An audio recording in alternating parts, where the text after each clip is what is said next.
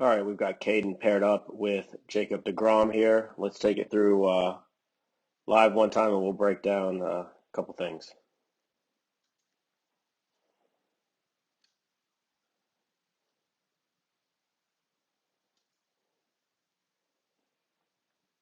Okay, so let's get deGrom back to the beginning here and do the same thing for Kayden. Obviously, Kayden switches up. Sometimes he'll throw from the stretch, even with nobody on, and other times from the windup. I think during this session we had a few more throws from the stretch, but this one obviously from the windup. So let's take it through here. Anchoring the rubber and not hooking it. That's good. And let's see here. Get to the top. One thing I would say is, ultimately what we do with our with our arm action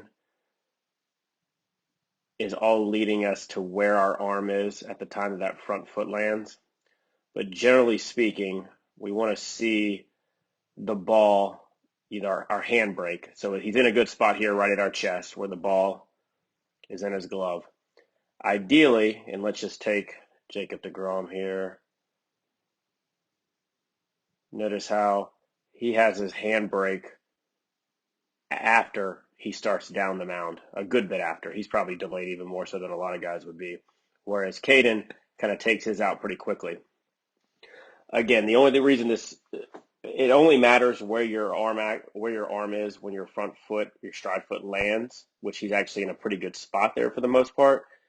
But something that Kayden and I have talked about is just staying in rhythm and keeping our athleticism. And I think that when we start to force the ball out too quickly before we advance down the mound, we start taking a little bit of that athleticism and almost turn into a robot a little bit. And we actually had the same kind of conversation when it came to throws from short and third, staying in rhythm and not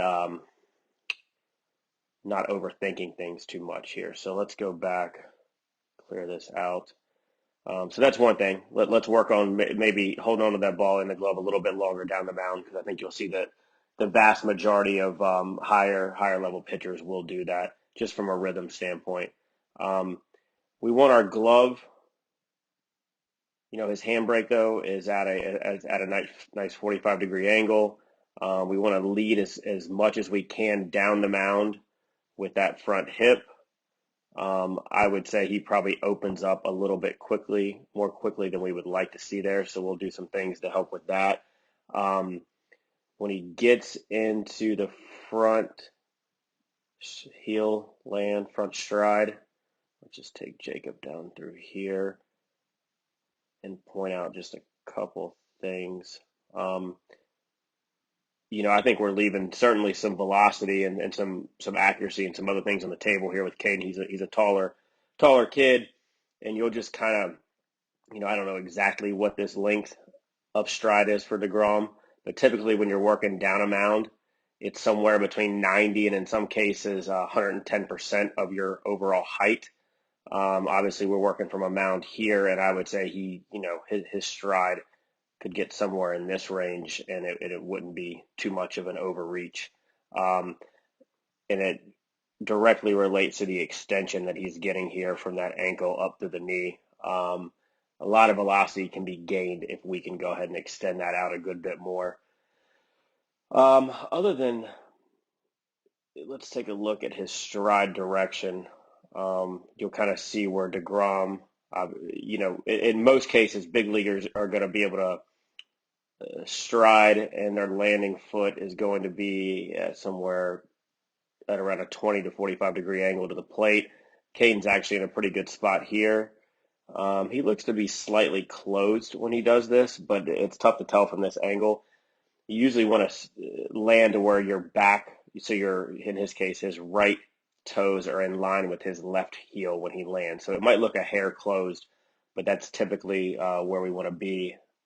And then you can see deGrom's knee and shin are facing home here, which enables that front hip, the hips to open up while his shoulders are closed. That's an awesome position right there.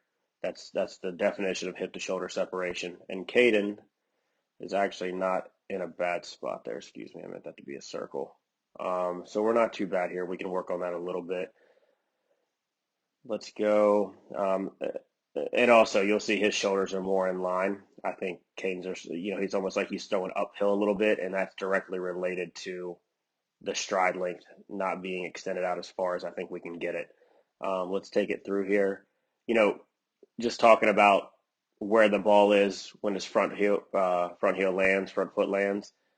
We want to be at around 90 degrees, which is roughly where he is. He's slightly inside 90, which is completely fine. deGrom's a little, it's tough to tell from this angle, but he's roughly there. He's a little bit outside 90, but nevertheless, elbow is just below the shoulder height, which is perfect in both cases because as he goes through here, it will enable his elbow to get up as high or a little bit higher than his shoulder, and then you can see the layback start to occur here, layback of the arm. And then as we take deGrom through here, obviously he's a little bit more extended out there, but throwing with a little bit more velocity, that's going to happen. Let me just take a look at something here real quick. We want to finish up and over that front leg, which Kayden does a good job. We start to see that firm up a little bit, and we'll see the same thing from deGrom here. Controlling the glove arm, something we talk about a good bit. We get a couple drills we can work on with that, but I'd like to see a little bit more of that glove arm integrity, meaning we hold that a little bit longer. Once we throw the ball, not overly concerned with what the glove arm does, but it does look like he kind of lets that hang down and doesn't control that quite as much as I'd like to see.